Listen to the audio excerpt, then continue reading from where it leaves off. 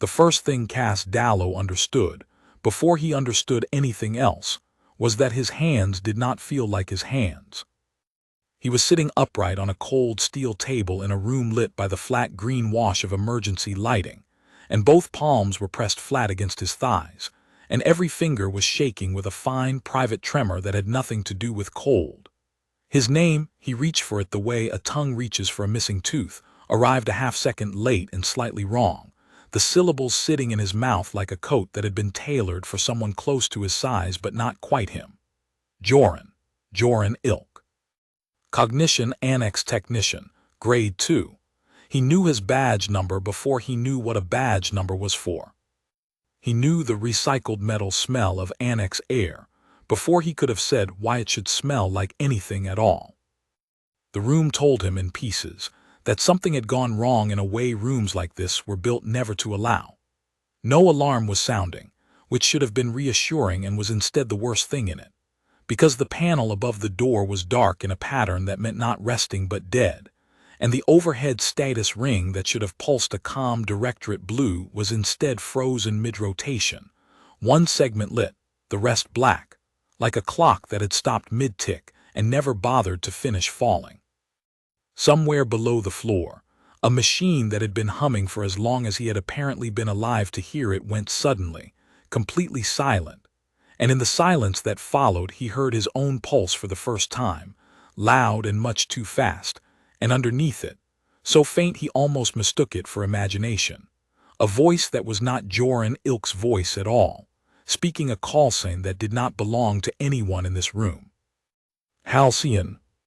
He was on his feet before he decided to stand, and the motion itself was wrong, too clean, too economical, weight distributed through the balls of both feet in a stance no Cognition Annex technician had ever been trained into. Joran Ilk filed archive requisitions and calibrated memory partition arrays and had, as far as the thin catalog of memory currently available to him could confirm, never in his life needed to know how to come off a table ready to put someone through a wall. Cass, he did not yet have the name back, not consciously, but something under the name was already awake and already moving, crossed the room to the door on feet that made no sound on the deck plate, an old habit surfacing through a life that insisted it had never needed one, and put 2 fingers against the release plate, and the door did not open, because the door, like everything else in the room, was dead. He forced it by hand, fingers hooked into the seam, shoulder braced, and it gave with a shriek of tortured hydraulics that in a functioning facility would have brought 3 separate response teams. Nobody came. That more than the door, more than the frozen status ring, more than the wrongness sitting under his own skin like a second person trying on his face, was the detail that told him the world he had woken into was not the world Joran Ilk had gone to sleep believing he lived in. He stood in the doorway a moment longer than he needed to, because some part of him, not Joran, not yet the other one either, something caught between the two like a held note, wanted very badly for the corridor beyond to look ordinary. It didn't. The green emergency wash didn't flicker the way emergency lighting was supposed to flicker when a facility's primary grid failed, and its backups caught the load. It sat steady and low and wrong, the specific wrongness of a system that hadn't lost power so much as had something reach in and quietly strangle it. Somewhere far off, metal ticked as it cooled, the small ordinary sound of machinery settling after a shock, and closer, much closer, water or something that behaved like water dripped from a cracked coolant line onto bare decking in a rhythm too even to be anything but mechanical. He noticed he was cataloging all of it without deciding to threat and exit and cover, the way Joran Ilk's tidy administrative mind had never once needed to move through a room, and the noticing itself was its own kind of vertigo. A man watching a stranger's competence operate his own body from somewhere behind his eyes. He made himself breathe once, deliberately, the way you talk yourself down off an edge you don't remember climbing, and then he went. The corridor beyond ran 40 meters of the same dead green light, lined with sealed lab doors he read without effort. Cognition partition, memory scaffold fabrication, identity overlay QA, the vocabulary arriving in his head fully formed and fluent. Joran's vocabulary. Joran's whole small, competent life, laid out like a museum exhibit he was walking through rather than a person he was. At the far end, a directorate technician in gray coveralls lay slumped against the base of a console, unmoving, one hand still curled around a datapad whose screen had gone to a flat administrative white and stayed there. Cass, he thought of himself as Joran for exactly 4 more steps, and then he crouched by the body, checked for a pulse with 2 fingers at the throat the way a technician would never have thought to check. Found none. And in that single unhurried motion, the last of Joran Ilk's borrowed certainty came apart like wet paper. He was not Joran Ilk. He had never been Joran Ilk. Somewhere underneath 14 months of manufactured memory. He did not yet know it was 14 months. That number would come later, but some deep ledger in him was already counting. There was a name that fit the way this crouch fit, the way the silent check for a pulse fit, the way the absence of fear in a room full of reasons for it fit.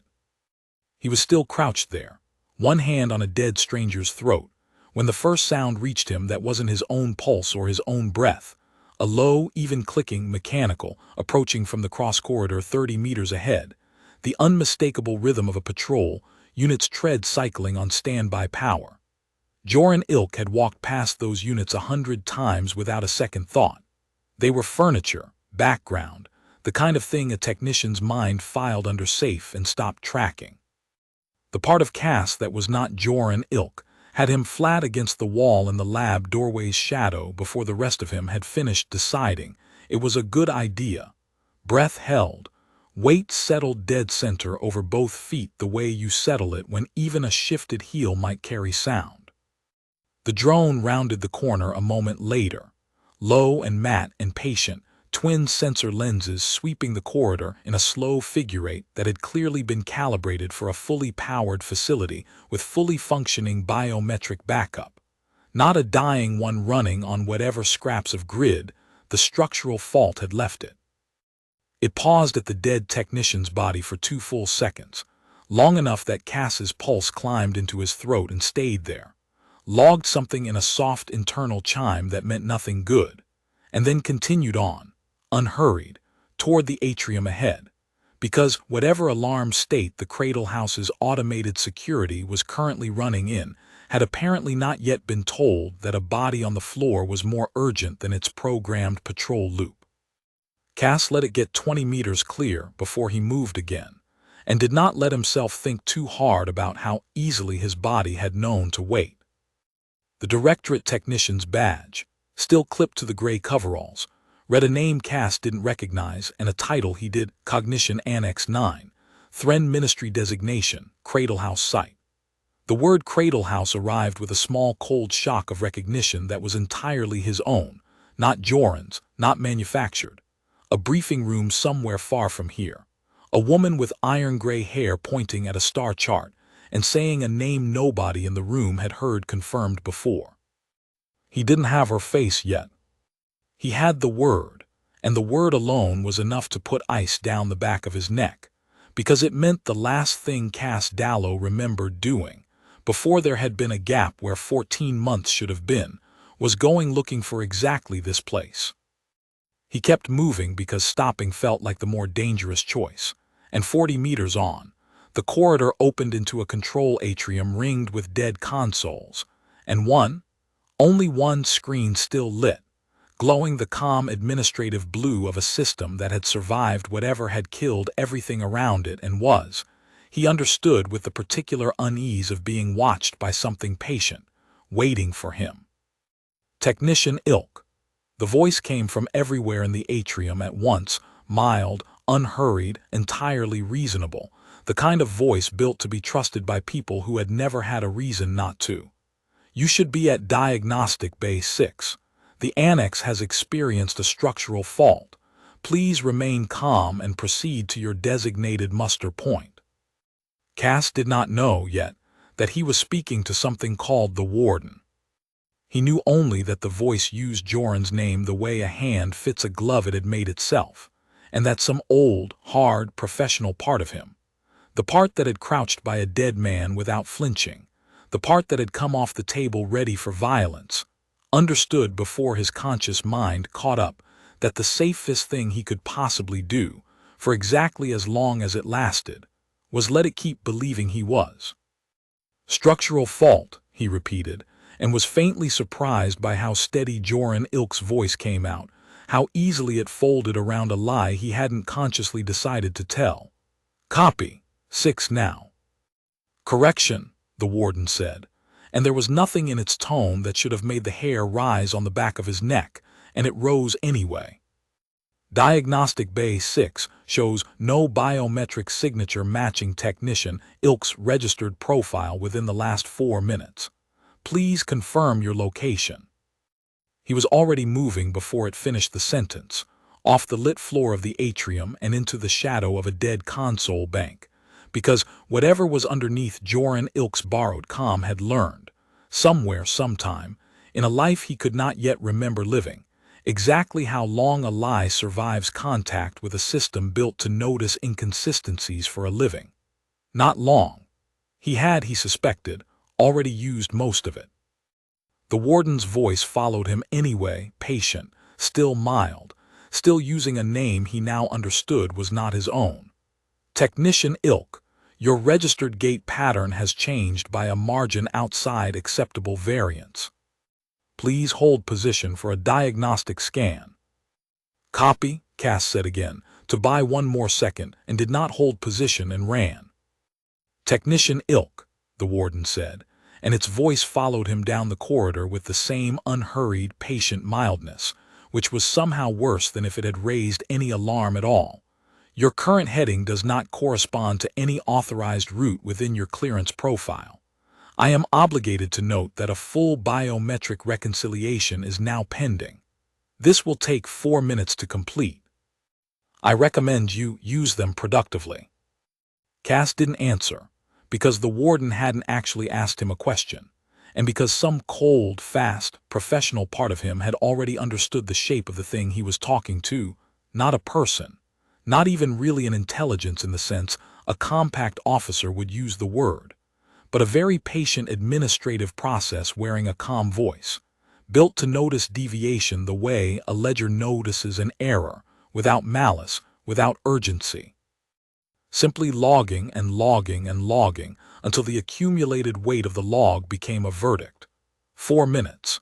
He didn't know yet what would happen when the reconciliation finished, and he had no intention of finding out from the inside of a diagnostic scan. He didn't know the layout of the cradle house. Joran's memory of it was a technician's memory. A handful of corridors between a bunk and a lab and a mess hall, thin and administrative and useless for anything but blending in. And yet his feet found a service stair down through 3 dark levels as if some other, older map of the place had been laid over Joran's like tracing paper. A map that knew this facility wasn't built the way it presented itself. That the technician levels were a shell wrapped around something the Cradle House's own staff weren't cleared to know existed. At the bottom of the stair, a heavy door stood 1/2 meter open, wedged by a strip of buckled deck plate that the same structural fault had thrown loose, and past it, in light dimmer and colder than anything above, Cass Dallow found the room that finished the work of telling him who he actually was. It was not a room. It was a hall, low-ceilinged and vast, running further than the failing emergency lights could properly show him, lined on both sides with rows of upright pods, each one fogged with a faint condensation that caught the green light and made the whole space glitter like the inside of a held breath. He counted the first 20 without meaning to. The way you count things when counting is the only way to keep the size of a fact from swallowing you whole, and then he stopped counting, because a readout above the nearest pod had resolved into legible text, and the text was a list, and the list had a header. He walked the first row slowly, one hand trailing the cold glass the way you'd trail a hand along a wall in the dark, and the faces on the other side of the condensation resolved one at a time into people who had clearly, at some point, been someone. A man perhaps 60 years old, gray at the temples, his readout listing a cover identity as a Directorate Archive clerk and an apprehension date 11 months back. Compact logistics officer, the fine print said, captured running supply through a contested corridor. A woman younger than Cass, her cover identity a maintenance technician. Her real designation flagged compact deep reconnaissance. The same section, a name Cass didn't recognize but a unit patch description that made something old and grieving move behind his ribs, because the section was small enough that everyone in it eventually heard about everyone else who didn't come home. He made himself keep walking, because stopping at every pod to grieve properly was a luxury the countdown he didn't yet know was running would never have allowed him, and because some part of him understood, with the flat certainty of long training, that the only mercy he could actually offer any of them right now was getting far enough, fast enough, to make sure the 206 behind this glass weren't the last 206 anyone ever counted. The readouts, once he started reading them properly instead of just the numbers, told a story more organized and more patient than he'd first understood. They weren't random. They were sorted: apprehension date, species of origin, excision class, a whole taxonomy of stolen lives filed with the same tidy administrative care Joran Ilk had spent 14 months applying to requisition forms, and understanding that his own hands had helped maintain some small corner of this exact system, without knowing it, without any memory of choosing to, put a cold, nauseated weight in his chest that had nothing to do with fear. Cognition Annex 9 Subject Registry, Active Holdings, 206. Below the header, names, human names, dozens of them, hundreds, each one paired with a second name in smaller script beneath it, a cover identity assigned the way a costume is assigned, and a status field that read on every single readout he could see the same 2 words: excision complete. He found his own entry 11 pods down the row, because some part of him had known, before he read it, exactly where to look. Subject 114 designation, Halcyon. Apprehended 14 MONTHS 6 days standard reckoning. Earth compact deep reconnaissance section. Excision class full persona overwrite. Status complete. Cover identity assigned. JORENILKE, Cognition Annex Technician Grade 2. Cass Dallow stood in front of the empty pod that had, until some hours ago, presumably held a body that was his own, and felt the last wall of Joran Ilk's borrowed life come down all at once, not gently, not like waking from a dream, but like a held breath finally leaving a chest that had forgotten it was holding one. He remembered the briefing room now, fully, the iron gray-haired woman, Director Amya Cho, compact deep reconnaissance, the woman who had trained him, the closest thing to family the section had ever let him keep, and the star chart, and the word Cradle House circled in red because 19 occupied worlds across the Corward Reach had spent the last standard year watching captured compact operatives confess, on camera, in careful, unhurried voices. That Earth's resistance was a lie built on desperation, that surrender was mercy, that the Empire had already won, and only the stubborn hadn't noticed yet. 41 confessions in a year. 41 faces the resistance movements on those 19 worlds had recognized. Cousins, unit commanders, people who had vanished on operations and turned up months later on a directorate feed with dead eyes and a script. And every single confession had done more damage to compact morale than a fleet engagement would have, because you could rally people against a fleet. You could not rally them against their own dead speaking against them. Cho had never believed the confessions were real. Nobody who'd fought this long believed people broke that cleanly, that uniformly, on that exact a schedule. She'd sent 3 operatives in 8 months to find out where the confessions were actually made. 2 had never reported back. Cass Dallow had been the 3rd, and the last thing he remembered, actually remembered, not reconstructed from a badge and a corpse and a readout, Was a directorate patrol closing around him on a supply station 11 jumps forward of here, and a needle, and Cho's voice in his ear the last second before the link cut, calm the way she was always calm, saying the thing she'd made him promise to remember no matter what came after. If they take you, and they process you, it won't hold. We built it not to hold. He hadn't understood, at the time, exactly what she meant, and the memory of trying to press her on it, 3 weeks before deployment in a briefing room that smelled of recycled coffee and old Duracrete, surfaced now with a clarity that made his throat tighten. He'd asked her outright whether the failsafe was really necessary, whether the section couldn't simply plan around the possibility of losing him instead of building something into his own skull that he'd have no say over once it activated. Cho hadn't softened the answer. She never did.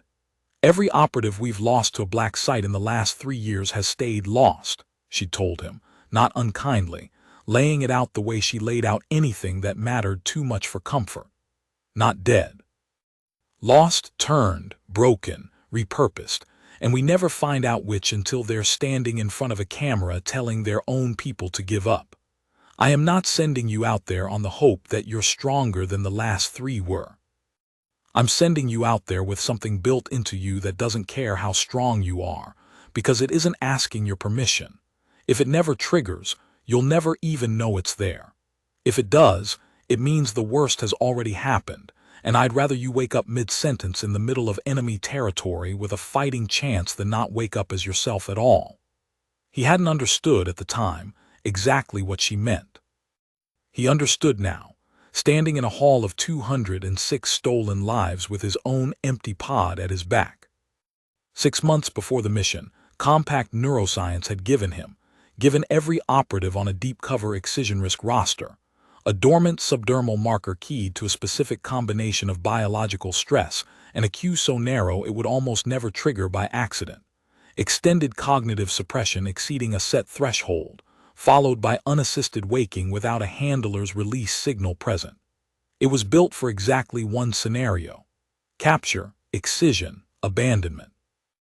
It was built to let a broken persona start coming apart on its own, weeks or months after the compact would otherwise have to assume him dead and stopped looking, so that if he ever did wake up inside whatever facility had processed him, he would wake up still inside it, with whatever access his cover identity had accumulated in the meantime, and a narrow, brutal window to use it before the system that made him notice the seams. He had, by his best estimate, already used most of that window, running from a voice that knew his fake name better than he did. The warden's voice found him again before he'd finished the thought, no longer mild. Subject 114 confirmed off registry within the primary holding gallery. Director Vol, cognitive bleed event in progress, excision integrity failing, requesting immediate. The feed cut, not from any action of his, but because somewhere above him a door he hadn't opened yet was already being opened by someone with far more authority than a technician's badge, and a woman's voice, cool and unhurried and entirely unsurprised, cut into the same channel the warden had been using and said, to whoever was listening, "I have it. Seal the gallery, hold the drones outside the door until I'm clear, and get me a line to Fleet Admiral Sale.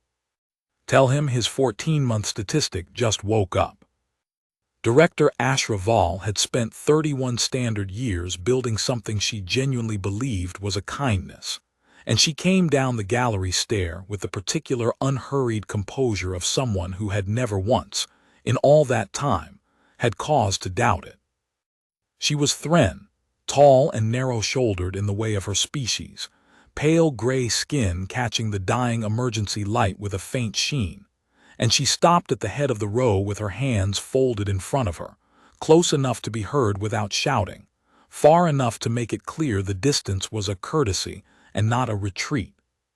"Subject 114, she said, and her voice was the same voice from the channel, mild, precise, carrying the particular weariness of someone about to explain something she'd explained before to people who hadn't understood it either. "Do you know what you're standing in?" "I know what it did to 206 people," Cass said. His own voice surprised him, not Joran's careful technician's register anymore, and not yet fully his own either, something in between, hoarse from 14 months of disuse of a self he was only now getting back the shape of. "I know it did it to me." "It saved you." Vol said it without heat, the way you'd correct a junior colleague's arithmetic. "You would understand that if you let yourself remember the alternative. Do you know what the directorate does with an uncooperative compact operative who resists interrogation past the threshold my program was built to avoid? I have seen it. I built Excision specifically so that no one would have to see it again. A full persona overwrite is not cruelty. Subject 114. It is the kindest failure state available to a species that insists on fighting wars it cannot win. 206 people in this gallery are alive. Alive, whole, unbroken by anything crueler than a new name. Ask yourself honestly whether the man you were 14 months ago would have survived what came before I existed to offer an alternative. And the 41 who talked. Cass didn't move from where he stood, hands loose at his sides, weight balanced the way something in him now understood how to balance it, watching her the way you watch a variable you haven't finished solving for. The ones who told 19 worlds the resistance was already dead. You gave them new names too. You gave them scripts. For the first time since she'd entered the gallery, something in Director Vol's composure shifted, not guilt, Cass thought, watching her carefully, but the particular discomfort of a competent person being asked to defend the one part of her work she'd never fully made peace with herself. "The confession protocol," she said, "was not my design. It was appended to the program by Fleet Command 18 months ago, over my objection, because a captured operative who no longer remembers being an operative makes an extremely convincing witness against the war she used to fight. I have made my objections known through every channel available to me. I have also," and here her voice hardened, closing the door on the subject with the finality of long practice, "continued to run this facility, because the alternative to my running it was not the confession protocol ending. It was someone with fewer objections running it instead. It was," Cass understood, "the most honest thing an Empire official had probably said to a human in this entire war, and it changed nothing at all about what he intended to do next." "How many," he said, "of the 206 back there, how many got the confession protocol instead of just a new name?" Vol's jaw tightened, a small, involuntary motion, the first genuinely unrehearsed thing he'd seen her do. 41, she said. Every one of them selected for public visibility within their community of origin. A commander, a local organizer, a face people would recognize and grieve, and Fleet Command's psychological division was quite explicit about this. A face people would believe. The protocol requires the subject retain enough residual affect to read as sincere on camera. It is, by some measure, the cruelest version of my work, because it does not simply erase a person. It borrows their face to argue against everything that person once believed, and it does so convincingly enough that families who loved them stop trusting their own memory of who they were. And you kept doing it. I kept running the facility that did it, because the alternative, as I told you, was someone with fewer objections in this chair, and 41 confessions under my supervision, however much they cost me to authorize, is a number I could at least insist on constraining. Her composure had not broken, but something underneath it had gone very tired, very quickly, the specific exhaustion of a person defending a compromise she had made peace with only by never once holding it up next to the person standing in front of her now. You are, I expect, about to tell me that is not a defense worth making. I'm not here to argue with you about it, Cass said. I'm here to end it. I did not think you were here for a debate, Vol said, and there was, for just a moment, something almost like respect in it, not for what he intended to do, but for the flat, unhurried economy of his refusal to spend the time arguing morality with the person who had built the thing he meant to destroy. Very well. Ask your question honestly, Subject 114. Where do you actually intend to go? Where's the relay spire? He said, not a question. Val's gray eyes flicked, involuntarily, toward the ceiling and the levels above it, and Cass filed the tell away the way Halcyon would have, the way Joran ilk never could have. You will not reach it, she said. And if by some failure of every safeguard in this facility you did, you would find nothing there but the Cradle House's local relay, routed through Chorus infrastructure I control absolutely. There is no broadcast you could send from that spire that I could not silence before the first word finished transmitting. Then you won't mind me trying, Cass said and moved.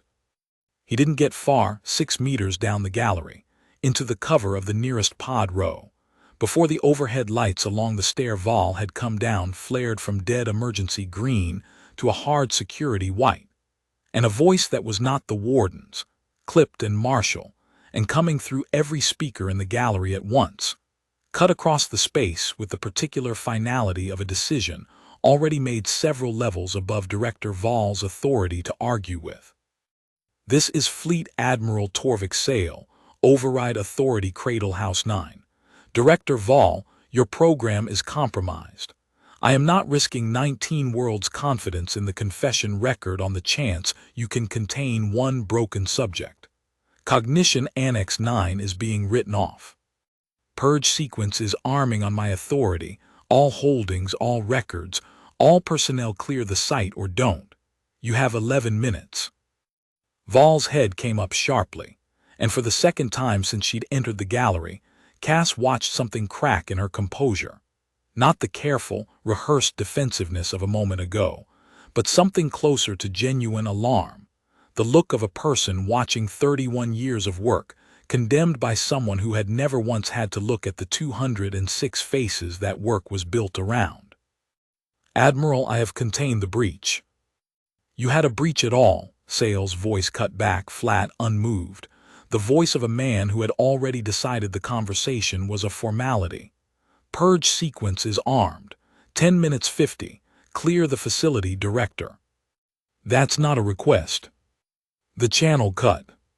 Somewhere below the gallery floor, a sound began that Cass hadn't heard since the moment he'd woken up. A deep, mechanical hum, spinning up through the deck plate into the soles of his feet, unmistakably alive in a way nothing in this dying facility had been for the last quarter hour. And he understood, with the flat clarity of a man doing very fast arithmetic on very bad numbers, that Fleet Admiral Torvik Sale had just solved Director Val's containment problem in the crudest way available to him. Burned the Cradle House to slag.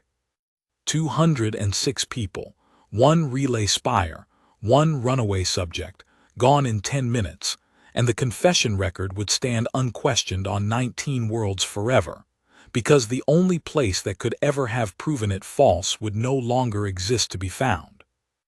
Val did not move for a full 2 seconds, and in those 2 seconds Cass watched a woman who had spent 31 years believing her work was a mercy discover, in real time, exactly how disposable that work, and everyone inside it, herself included, actually was to the people she'd been doing it for.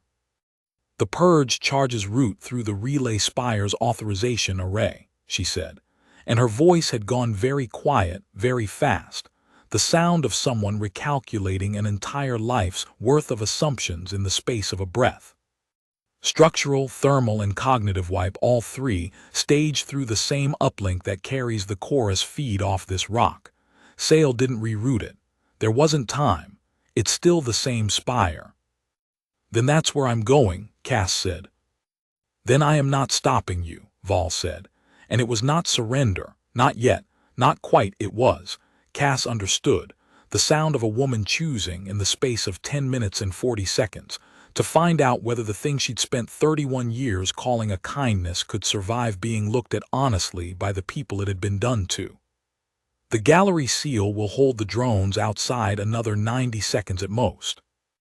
There is a service lift at the end of row 4 that the warden does not monitor, because it was decommissioned before the warden's install, and I never had the budget to remove it from the schematics. Take it.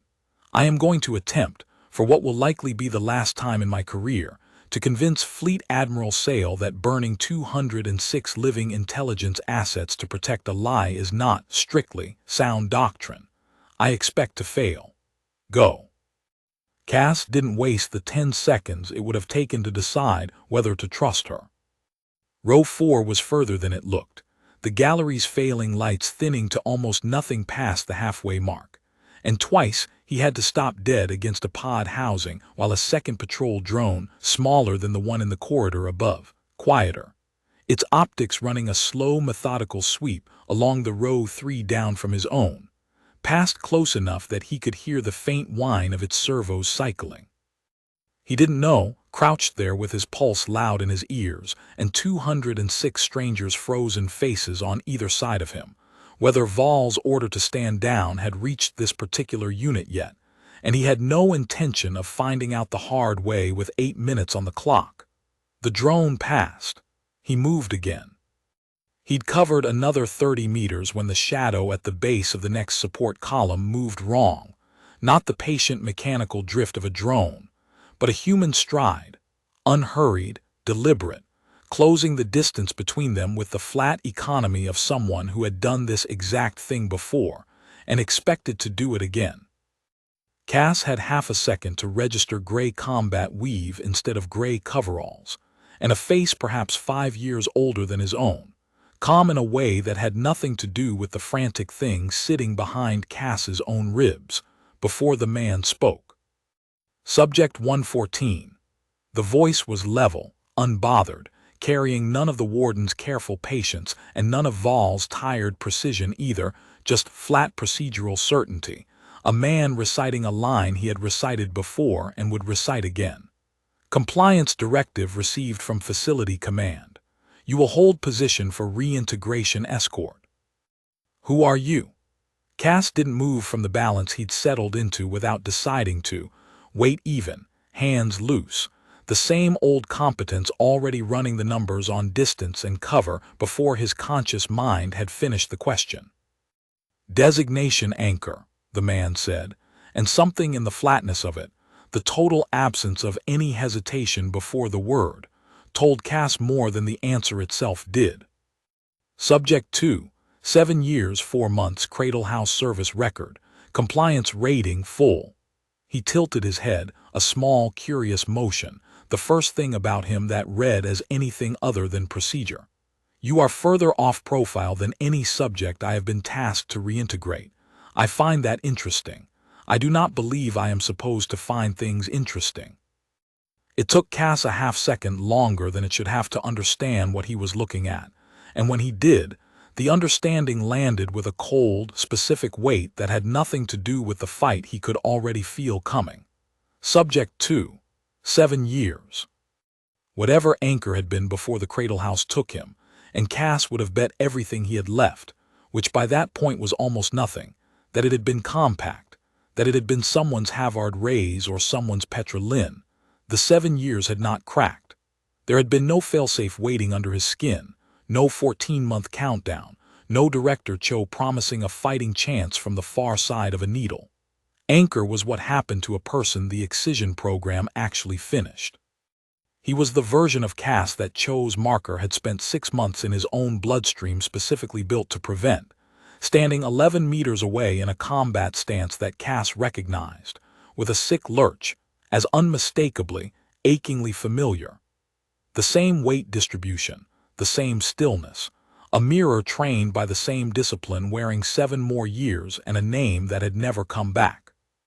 You don't have to do this, Cass said, and knew even as he said it that it was the wrong thing, that Anchor had no name left underneath Anchor to appeal to, that whatever argument had worked on Petra 3 pods down the row worked precisely, because Petra's collapse had been partial, 8 months and falling, a mind still fighting for the same skull.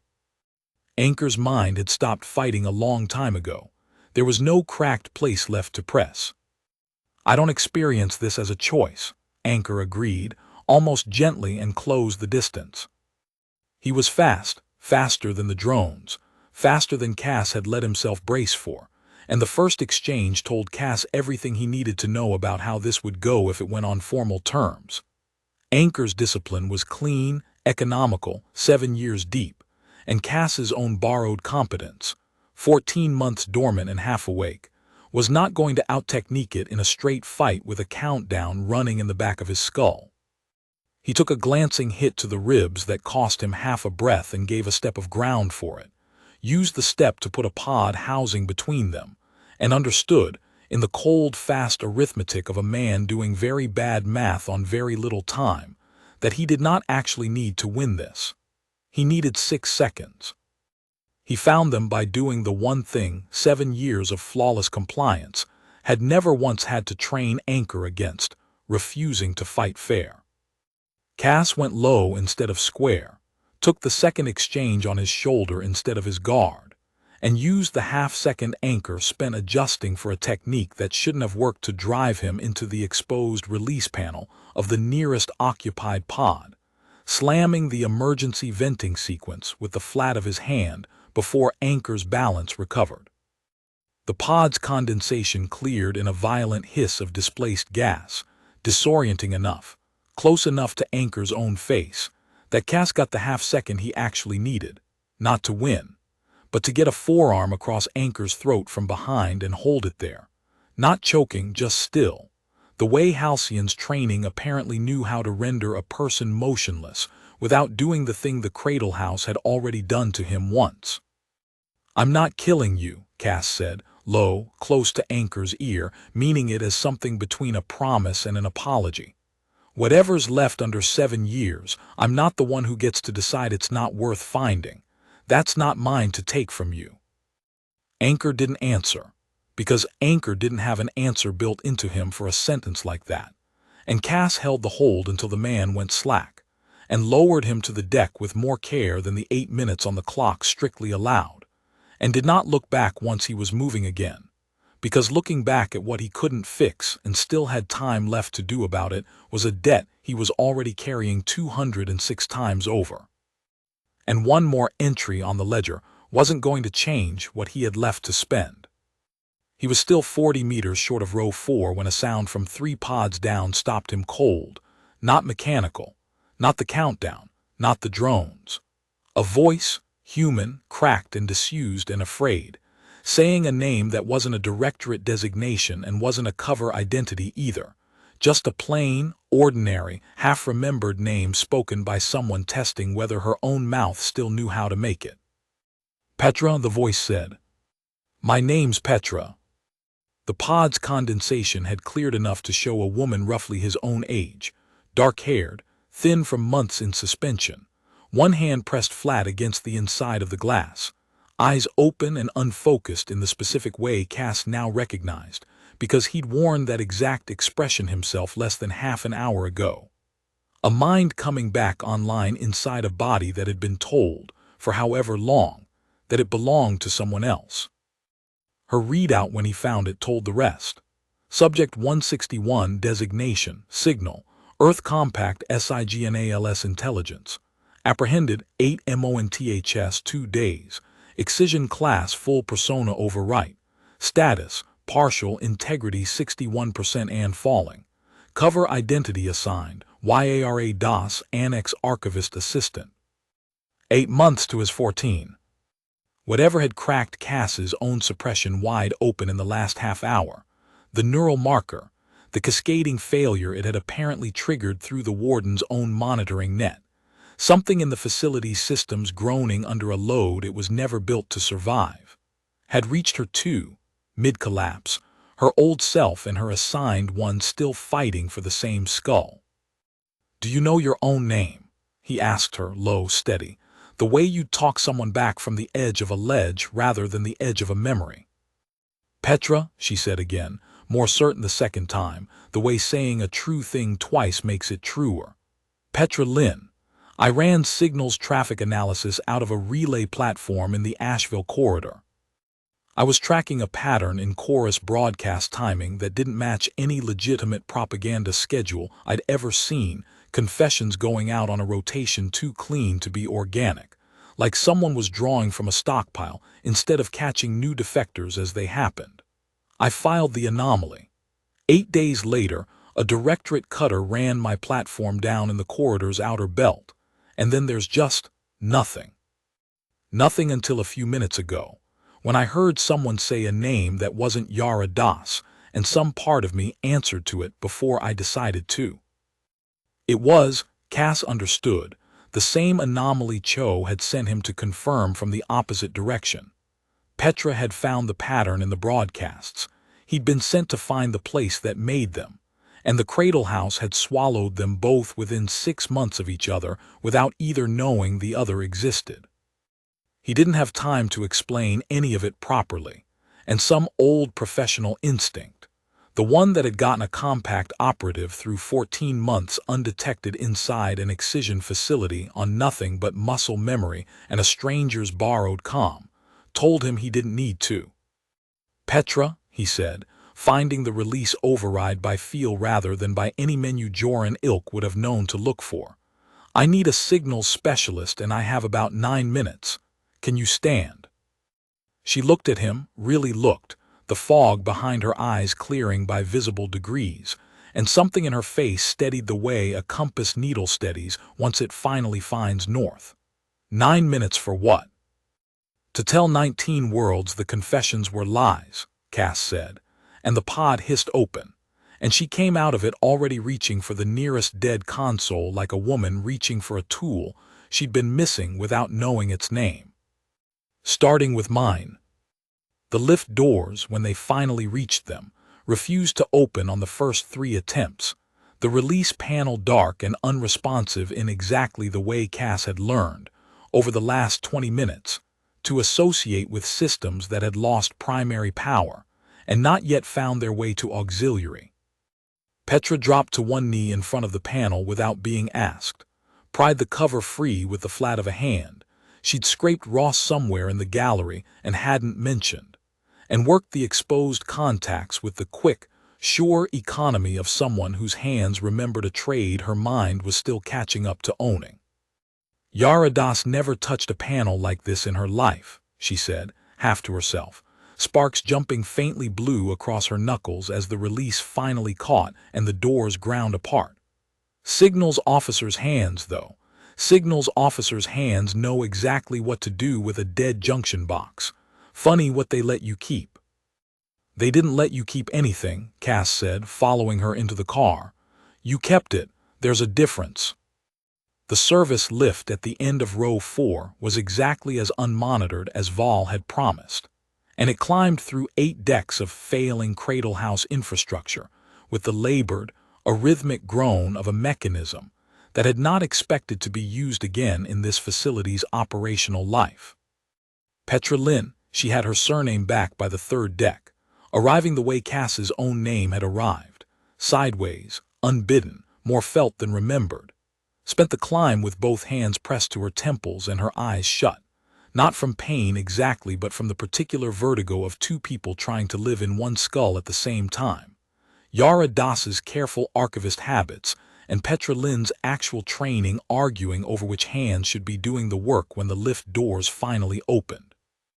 Petra's hands won.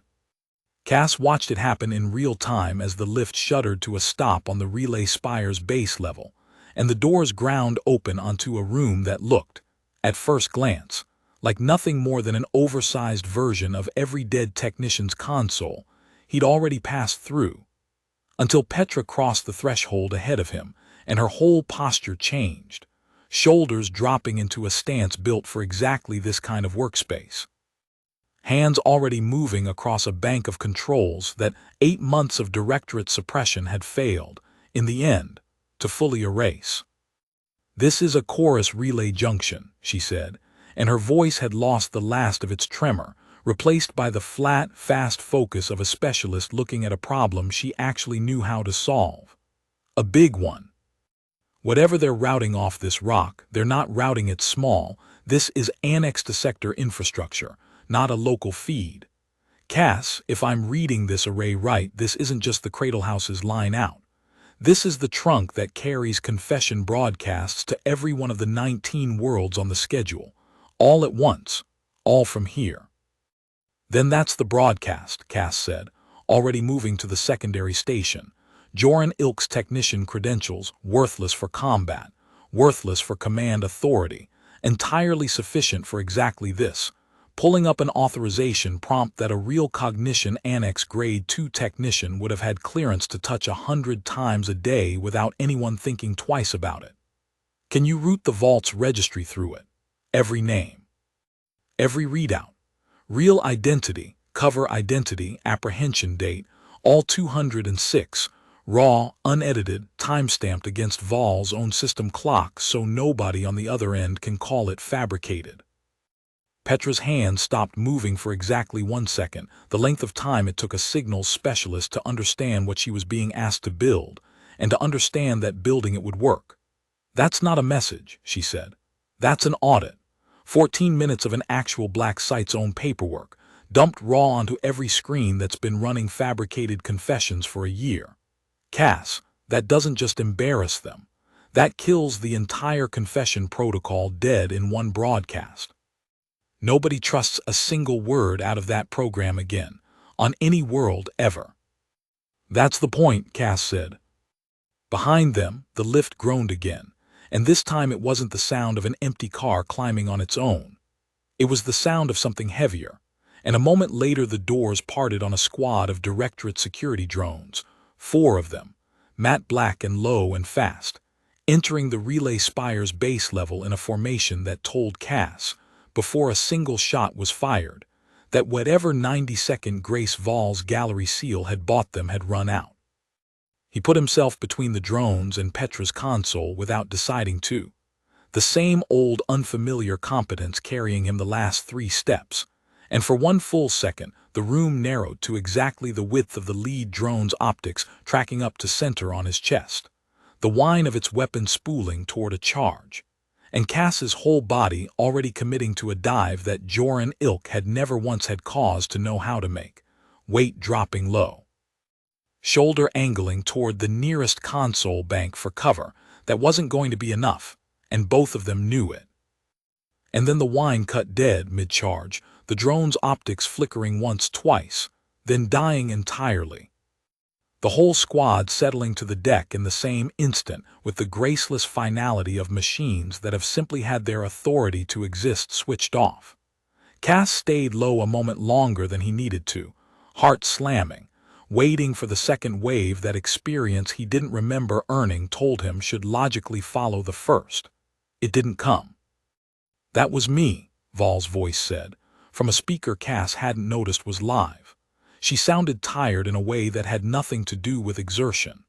"Sale has ordered every remaining Directorate asset on this rock to prevent you reaching that spire, and I have just told the security net, on my own authority as this facility's Director of Record, to stand down.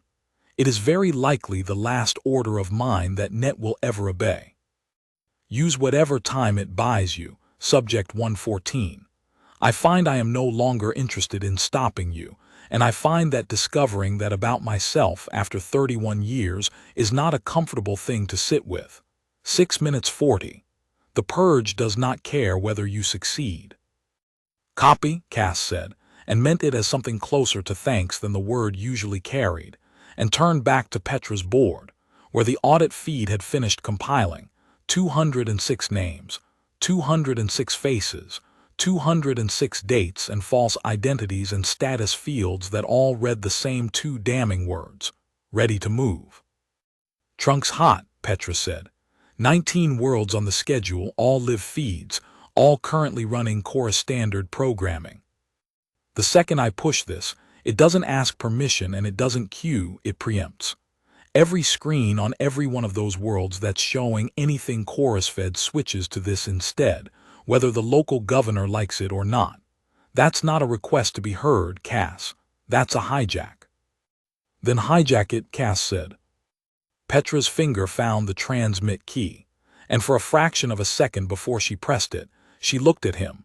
Not for permission, he understood, but for the simple human reason of not wanting to be the only person awake for what came next, and he nodded once, and she pressed it, and 206 stolen lives went out across 19 worlds at the speed of light. On the third of those worlds, in a market square that had spent the last standard year watching a captured compact commander confess, in a slow, unhurried voice, that resistance was already lost. A crowd that had gathered out of habit rather than hope watched the square's public screen cut without warning from a chorus propaganda loop to a raw administrative registry. Header first, Cognition Annex 9 Subject Registry, and then a face they recognized. The commander, the one who had confessed. Listed not as a defector, but as Subject 89. Excision complete. Real name restored in small, unforgiving directorate script beneath the cover identity that had done the talking for the Empire on every screen on their world for 4 months running. Nobody in the square said anything for a long moment. Then someone near the front, an old woman who had buried a nephew she'd assumed was a coward for trusting the wrong people, put both hands over her mouth, and the sound that came out from underneath them was not despair. On the 11th world, in a directorate garrison house that had grown comfortable governing a population it believed had finally, fully surrendered, a young enforcement officer watching the feed alongside 40 of his colleagues realized, with the particular vertigo of a man watching his entire professional certainty come apart on a screen he had no authority to switch off, that the population outside the garrison walls was about to learn something his command chain had spent a year teaching him to believe was simply, permanently true, and that whatever came next in the streets outside was not going to be the tired, manageable resentment of a beaten people. It was going to be the specific, focused fury of people who had just discovered they had been lied to by an institution that expected them to be grateful for it. On the 16th world, in a compact resistance cell that had gone quiet 9 months earlier after its cell leader appeared on a chorus feed, renouncing the cause she'd built with her own hands, a young courier who had spent those 9 months believing his own mentor had simply given up on him watched Subject 142's real name resolve on a cracked handheld screen in the back of a supply tunnel, and felt something that had curdled slowly into private, shameful grief over 3/4 of a year turn, in the space of a single readout, back into something closer to rage, clean, focused, and finally aimed in the right direction. He was transmitting the recovered footage to 2 adjacent cells before the 14-minute loop had even finished its first pass. And on a 19th world Cass would never see and never learn the name of, in a chorus broadcast hub 3 systems from the Cradle House, a mid-level administrator whose entire career had been built on the quiet, competent maintenance of the confession schedule sat and watched the same feed everyone else was watching, and understood, with the specific cold clarity of a bureaucrat realizing his own signature was somewhere in the audit trail now scrolling past 19 worlds, that whatever came next for him personally was not going to be decided by anyone who cared what a mid-level administrator had or hadn't known. In the relay spire, the audit feed ran its full 14-minute length twice through before Petra cut it, satisfied it had propagated deep enough into every downstream chorus repeater on all 19 worlds that no single override, however fast, could fully claw it back. And in the silence after she killed the transmit, the countdown clock Cass had been watching without letting himself look at directly read 4 minutes, 10 seconds, and holding. "It's not stopping," Petra said, reading the same clock, her voice gone tight. "The broadcast doesn't touch the purge. Sale armed it separately. We just told 19 worlds the truth, and we're still going to die in this room in 4 minutes if somebody doesn't cut the actual charges." Cass ran the array's local schematic anyway, fast, useless. The way you check a locked door twice even after you already know it's locked, because the alternative was standing still and doing nothing while a clock he couldn't stop counted down the last 4 minutes of everyone.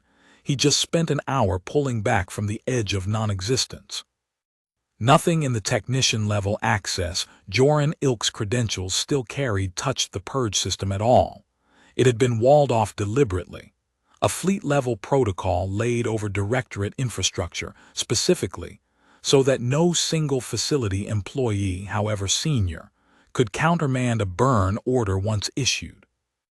Val had built the wall herself, on someone else's instruction, and Cass understood, with a cold drop in his stomach, that the same tidy administrative caution that had let the confession protocol run for a year unquestioned was now the exact thing standing between 206 people and the next 4 minutes of their lives.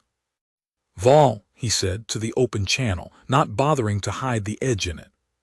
"Tell me you have something." "I can cut the actual charges," Vol's voice said, and this time when it came through the speaker, it carried none of the tired resignation of a moment ago. Something harder, faster. A woman who had spent 31 years being careful and had just run out of any reason left to keep being careful about the wrong things. The purge routes through this relay's authorization array because salespeople didn't have time to build a clean line. It uses the same physical trunk you just hijacked, which means it also uses an override I still control. Because I built this facility and Fleet Admiral Sale has never once in 18 years bothered to learn how it actually works underneath his own orders. Subject 114, there is a secondary panel on the spire's east bulkhead, unmarked, keyed to director-level clearance. I am transmitting that clearance to it now. Use it in the next 90 seconds or don't bother, because after that the physical charges go regardless of what any panel says. Cass found the panel where she said it would be, plain gray metal indistinguishable from the bulkhead around it, until it lit, unprompted, with a director-level authorization glyph that had no earthly business trusting a runaway subject and a partially recovered signals specialist with the power to countermand a fleet admiral's direct order. And he understood. In the half-second before he committed to the sequence, Vol was talking him through in a voice gone clipped and fast and entirely without its earlier weariness, that whatever this cost her, professionally, personally, with Fleet Command, with her own 31 years of certainty about what her life's work had been for, she had already decided to pay it. The charges disarmed with a sound like a held breath finally released, a deep mechanical sigh running down through 8 decks of Cradle House infrastructure, the countdown clock on the panel in front of him freezing at 1:51 and staying there, and somewhere below them, in a hall lined with 206 pods, 206 people who had not yet even learned that their lives had just been staked on the honesty of a woman most of them would have called their captor kept breathing, unaware how close the margin had actually been. The relief lasted exactly as long as it took a proximity klaxon Cass hadn't heard before to start cycling from a console 2 down from Petra's, and Vol's voice, still open on the channel, went hard again in the same breath. "That is not the purge," she said. "That is a physical boarding alarm. Someone launched a shuttle from Sale's flagship before he had confirmation the charges were disarmed, a manual demolition team, in case the automated system failed. They will already be inside the spire's lower airlock. Subject 114, I built this facility to keep things in. I did not build it to keep a trained breach team out." Cass felt the last of the adrenaline that should have drained out of him with the countdown reader spike back up instead, cold and immediate, and he was moving toward the spire's single-access corridor before he'd finished processing the shape of the problem. 4, maybe 6 operators, Directorate combat-rated, carrying charges meant to finish by hand what the automated purge had failed to finish by code. With a clock of their own that nobody had bothered to announce, because nobody on that shuttle had been briefed that the target might still be standing when they arrived. "Petra, how much more do you need?" 90 seconds, she said, not looking up, both hands still buried in the relay's guts, coaxing the last of the propagation confirmation out of a system that did not want to give it to her. "Maybe less.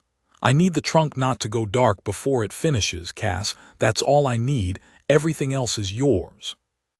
It wasn't a fair trade. 90 seconds of a signals specialist's full attention against a trained team with charges, and Cass didn't waste breath pointing that out, because pointing it out wouldn't buy either of them a second of it. He met the first operator in the access corridor's narrow throat, where the tight walls took away most of the numbers advantage a 6-person team would otherwise have brought to bear, and where 14 months of dormant halcyon training turned out to know something about corridor work that Anchor's open gallery discipline hadn't needed to teach him. How to use a doorway as a weapon. How to make 6 operators fight him one at a time whether they wanted to or not. How to bleed 30 seconds out of a fight he had no business winning, by simply refusing to let it become the fight they'd trained for. He took a charge pack off the second operator's harness with a wrench that cost him skin across 2 knuckles and used it, absurdly, as a bludgeon, because a demolition charge makes an excellent blunt object right up until someone remembers what's actually inside it.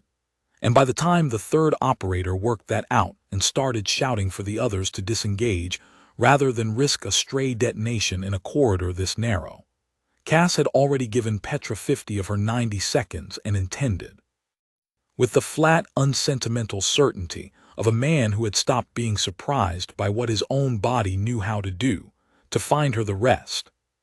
He didn't in the end have to. Val's voice cut back across the channel at the 40-second mark, carrying an authority Cass hadn't heard in it since the gallery, sharp enough that even the directorate operators pinned in the corridor's throat visibly hesitated. "This is Director Val, Facility Command, addressing the boarding team directly. Your demolition order is void. I have personally confirmed the automated purge disarmed, and the propagation event already exceeds the threshold your own doctrine defines as unrecoverable. Complete your charges now, and you are not containing a breach. You are committing an act your own command structure will disavow within the hour, in writing, with your names on the order. I have seen this empire disavow better people than you for smaller mistakes. Withdraw."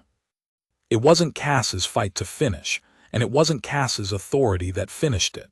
And there was a strange, hollow relief in that, standing bruised and bleeding from 2 knuckles in a corridor that had very nearly been the place he ran out of borrowed time. Watching 6 operators who had almost certainly never once questioned an order in their professional lives make the fastest tactical retreat he'd seen all day rather than gamble their own names against a director's certainty that the ground under the whole operation had already shifted. Petra's voice reached him a moment later, thin with exhaustion and something that was almost laughter. "Propagation's confirmed, Cass. It's done. It's actually done." He let himself slide down the corridor wall until he was sitting on the cold decking, breathing hard, and did not, for several long seconds, try to stand back up. Fleet Admiral Torvik Sale's flagship, holding station 11 light minutes out from the Cradle House's dead moon, received the disarm confirmation and the audit broadcast's propagation report within 40 seconds of each other, and for the length of time it took him to read both, he said nothing at all to the bridge crew watching him do it. The math, when he finally worked through it, was not complicated. 19 worlds had just watched, unedited and irrefutable, the paperwork proving a year of confessions were manufactured lies, and any strike group he sent now to finish burning the Cradle House to slag would not look to those 19 worlds or to the 18 more that would hear about it within a day, like tidy containment. It would look exactly like what it was, an empire trying to murder the evidence after the evidence had already gotten out, and there was no version of that image that made the confession protocol's collapse survivable. The protocol was already dead. Sale understood, with the specific bitterness of a competent man watching a year of institutional victory dissolve in under a quarter hour, that the only remaining choice in front of him was whether the directorate's retreat from this rock happened with some scrap of order intact, or happened as a route broadcast on the same 19 screens that had just watched everything else. His tactical officer, a younger Thren who had served under him for 6 years and had never once seen him give an order he later walked back, waited a long moment before asking the question the rest of the bridge crew was clearly too disciplined to ask aloud. "Sir, do we still hold the option to finish the strike once the broadcast traffic dies down? In a week, a month, once the immediate attention passes?" "No," Sale said, and there was nothing performative in the flatness of it, only the exhausted arithmetic of a man recalculating a career's worth of doctrine in real time. You do not get to burn the evidence a month late and call it anything but what everyone will already know it is. The moment for that strike existed, and it closed the instant Director Val disarmed those charges. Whatever we do next, we do it in the open, because there is no version of this system's history now where we don't. He straightened in his chair, and when he spoke again, it was in the clipped, procedural register of a man already composing the report he'd have to file, and already understanding that no phrasing available to him was going to make it read as anything other than what it was. Log it as a contained structural incident with unauthorized data loss, full withdrawal. And flag Director Val's file for review, not discipline review. I want to know exactly how much of this she saw coming before I decide whether she's the reason it happened or the reason it wasn't worse. Recall the strike group, he said. Full withdrawal from the Cradle House system. And get me Director Val's channel. She has some explaining to do, and so, apparently, do I. The strike group's burned signatures lit the relay spire's tactical display 11 minutes later, and Cass watched them go, not scattering, not fleeing exactly, but turning, deliberately, unmistakably, away from the dead moon and the black facility buried in it. A formation of Imperial hardware large enough to have erased everything in this system, choosing instead to simply not be here anymore, because there was no engagement left on this rock worth the cost of fighting it. Director Ashra Val met him at the base of the relay spire 20 minutes after that, and she did not look, Cass thought, like a woman who had just watched 31 years of her life's justification come apart. She looked like a woman who had finally set something down she had been carrying for so long she'd forgotten it had weight. Fleet Admiral Sale has relieved me of Cradle House command, effective as of 6 minutes ago, she said, without preamble, without the careful precision she'd used in the gallery. He has also, and I confess I did not expect this part, declined to have me arrested, on the theory, his words, that a director who disarms a purge over 200 human subjects makes a more useful scapegoat alive than dead, and considerably better optics than a second cover-up. I do not know yet whether that is mercy or simply better arithmetic on his part. I find after today that I have stopped being certain I can tell the difference. You could have let the countdown run, Cass said. Nobody would have known you had the override. I would have known. Val's gray eyes held his, steady, unhurried, the same composure she'd walked into the gallery with an hour ago, wearing entirely differently now that he understood what it had actually cost her to keep it. I spent 31 years telling myself excision was a kindness because I never let myself watch what happened to the person on the other side of it. You made me watch, Subject 114. I find I would rather live with what that cost me than go back to not watching. She didn't apologize, and Cass didn't ask her to, and there was nothing in her voice that sounded like it was angling for forgiveness. Only the flat, exhausted honesty of someone recalculating, in real time, exactly how much of a life's work survives being looked at clearly for the first time. It wasn't redemption. He understood that clearly enough to know he didn't need to grant her anything for it. It was just true, and true was worth more to both of them than anything either could have said instead. The compact extraction ship that answered Petra's beacon, an old signals intelligence habit she hadn't lost even under 8 months of suppression, a dormant emergency frequency baked into every operative's cover identity hardware precisely, so a moment like this one had somewhere to send its first honest signal.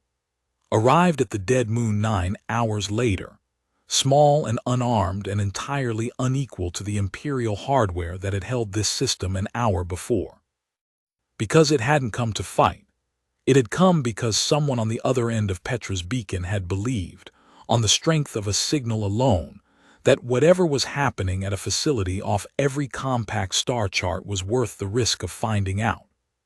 206 people came up out of the Cradle House's gallery over the following 6 hours, most of them still fighting the last currents of a cover identity that didn't want to let go easily, some of them further gone than either Cass or Petra had been, needing hands under their arms and patient repeated names before their own faces started to feel like theirs again.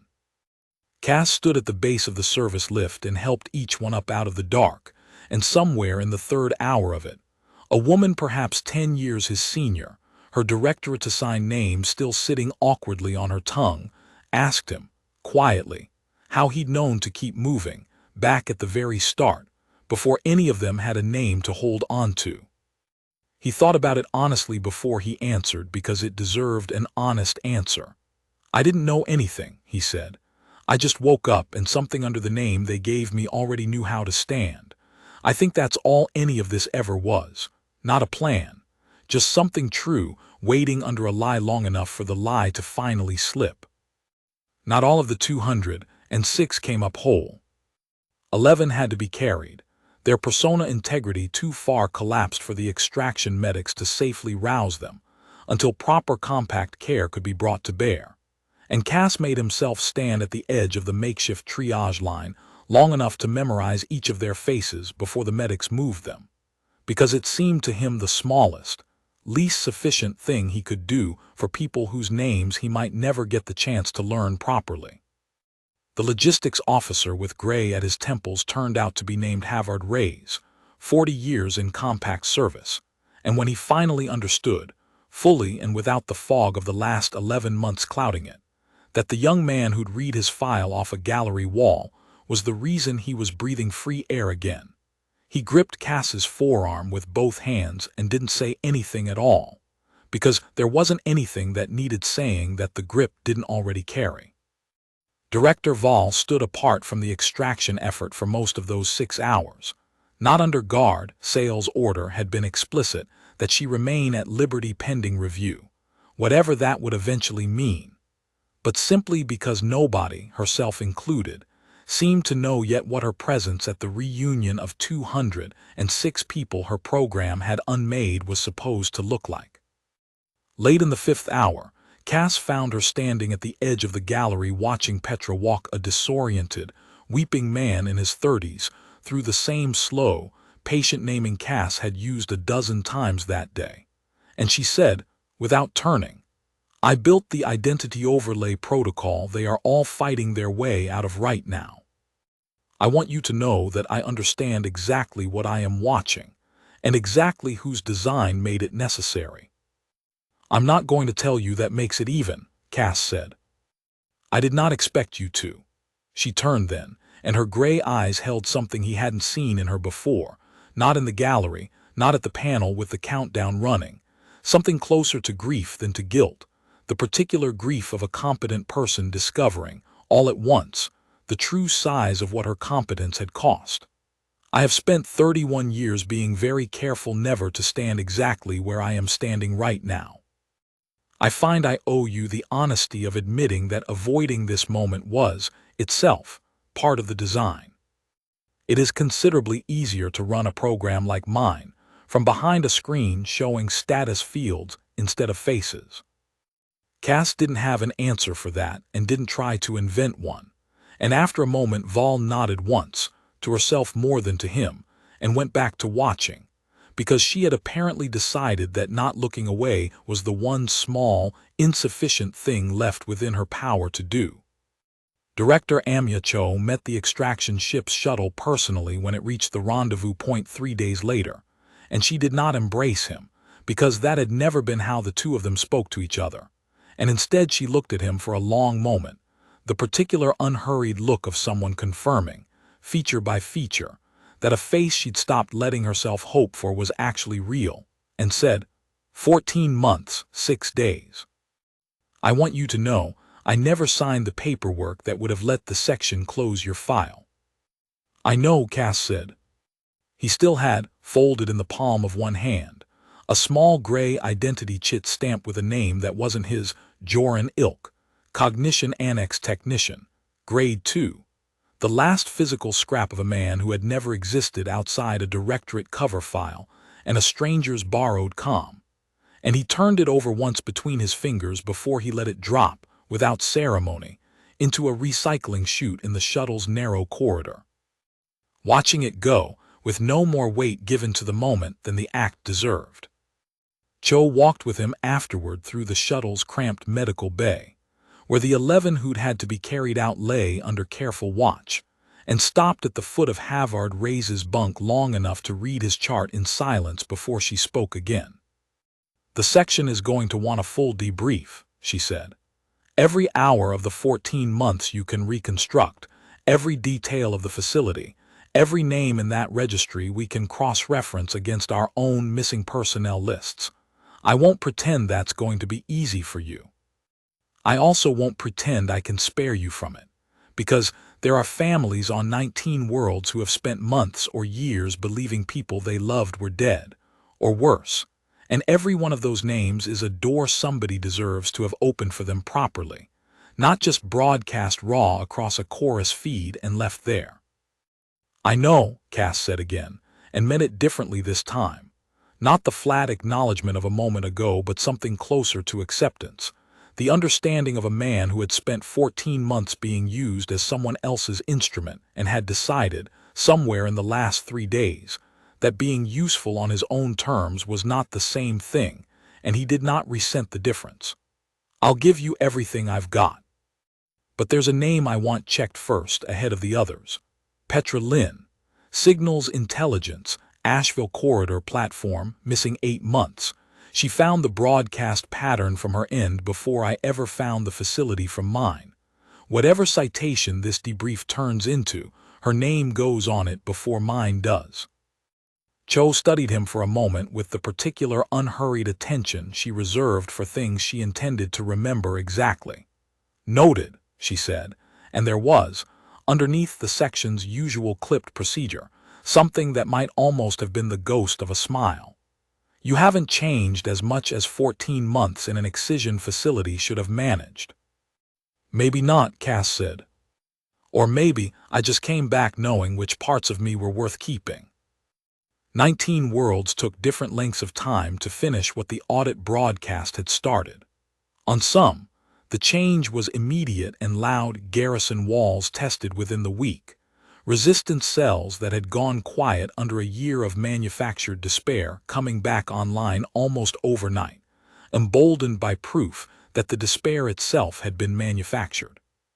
On others it moved slower, a change in the way people talked in market squares, a directorate governor's authority eroding not through open revolt, but through the simple, corrosive fact that nobody quite believed the official feed anymore, on anything, and an empire that could no longer be believed by the worlds it governed found its grip loosening in 100 small ways that no single fleet could be sent to fix. Fleet Admiral Torvik Sale's confession protocol was formally suspended 11 days after the Cradle House broadcast, pending a review that everyone involved understood would never actually conclude, because concluding it would require someone, somewhere in the Directorate's chain of command, to put their name to what it had actually been. Not every world's reckoning came without cost. On the 9th world, a Directorate governor who understood exactly what the audit broadcast meant for his own authority ordered the public screens in 3 cities cut before the 14-minute loop finished its second pass. And when that failed to stop, what had already spread by word of mouth through market squares and transit hubs faster than any official channel could contain, he ordered his garrison into the streets instead.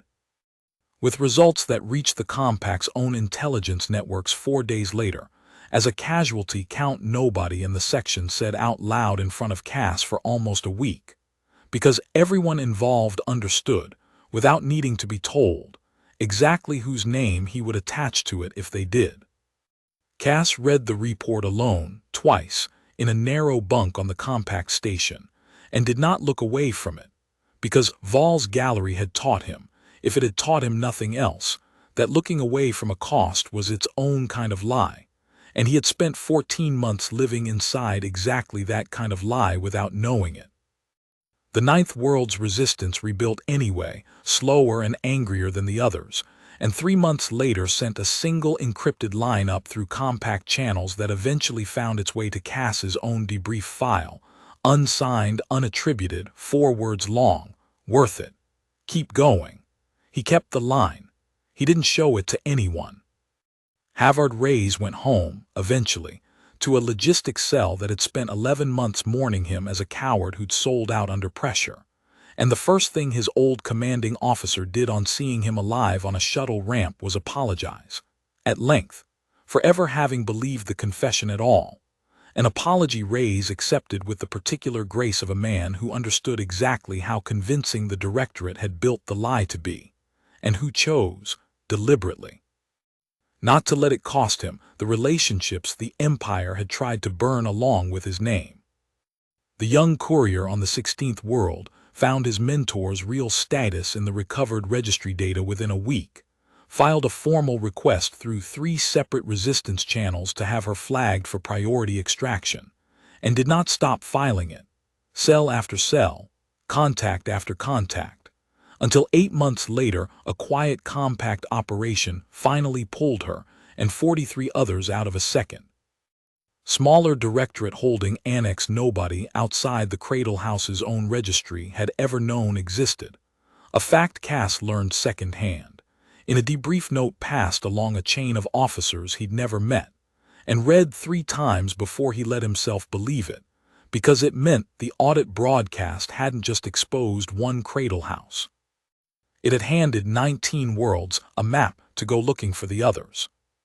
Director Ashraval's review concluded, eventually, the way such reviews within a self-protecting institution tend to conclude, not with exoneration and not with punishment, but with a quiet, permanent reassignment to an archival post 3 sectors from anywhere her old authority had ever reached, her name scrubbed from any public account of what had happened at Cognition Annex 9, her 31 years of work filed, officially, under the same bloodless heading Sale had used in his first report. A contained structural incident. Cass thought about her sometimes in the months that followed and found he could not decide, did not, in the end, need to decide, whether the woman who disarmed a purge over 206 lives she'd once called a kindness deserved to be remembered as a villain who'd finally flinched, or simply as a person who had spent 3 decades not looking, until someone made her. Cass Dallow stood at the observation port of the compact station 3 weeks later, watching a slow reel of unclassified sensor traffic from the Coreward Reach, 19 worlds worth of small, scattered, individually unremarkable signs that something long settled had come loose.